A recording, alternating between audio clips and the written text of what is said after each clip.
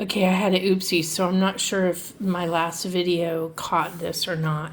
But in the only Fabiana mythographic I have, Menagerie, we have these cute hedgehogs and this bat. Then in my favorite, Joseph Kattenbang, of course, we have in Labyrinth, we have potentially this apple page, potentially this mushroom page, and potentially this spider page. Another one of my favorite books, Fairy Tales by Emily Leda Hall Oberg. I will probably do this page because it's next to this page, which is already done. And then I will probably also do the Sugar Skull page because it's next to this page that's already done. But I've also marked two others, this Mushroom House page and this cute squirrel wreath page. At least well, maybe it's not a squirrel. Maybe it's a ferret, a stoat. I have no idea what that animal is, but it's very fall-like.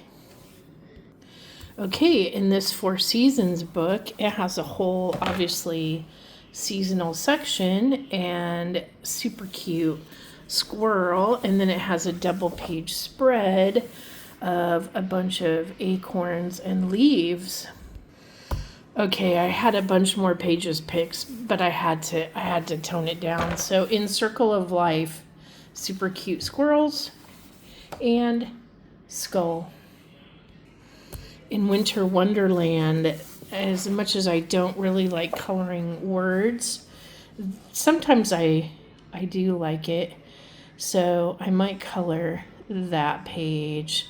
It says, "A last of autumn and winter steeped in haze, sleepy seasons, you I love and praise." Charles Baudelaire. Also, again, if anybody wants to buddy with me, just look me up on Instagram, Veronica Dunn 66. I thought this raven's eyeball could be cool.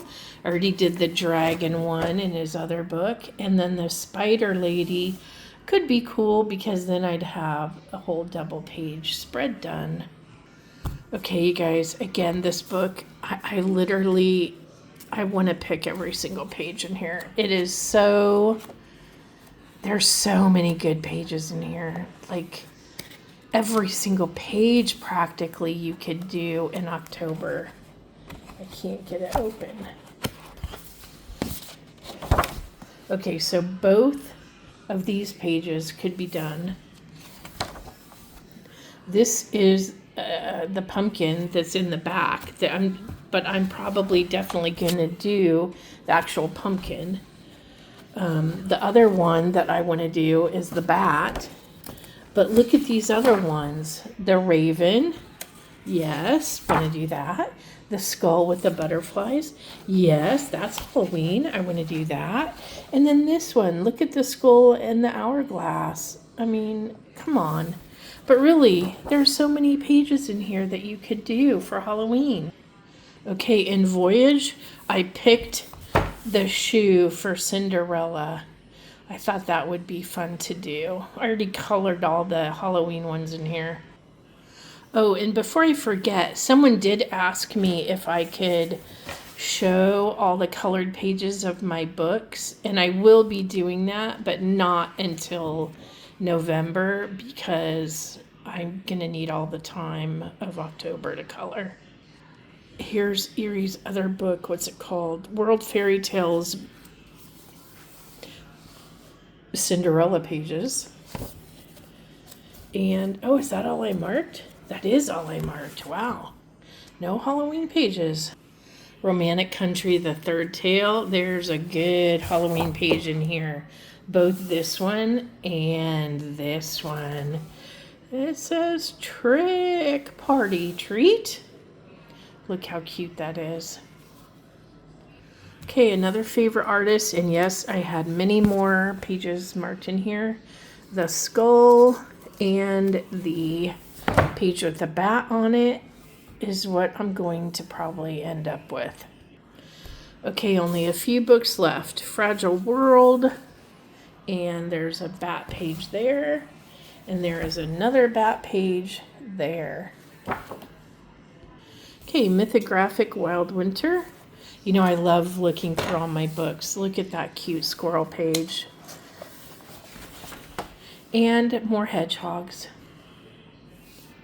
Okay, another Johanna book, and this one has a skull. World of Flowers. It also has a skull. This one's a sugar skull. And since I live in Mexico, I should be coloring these. Okay, another Joanna book, Enchanted Forest, and this one we have an owl and a squirrel with the acorn. We have a squirrel with the acorn and a fox, and another skull. And I guess you could make this one a fall page next to the skull as well.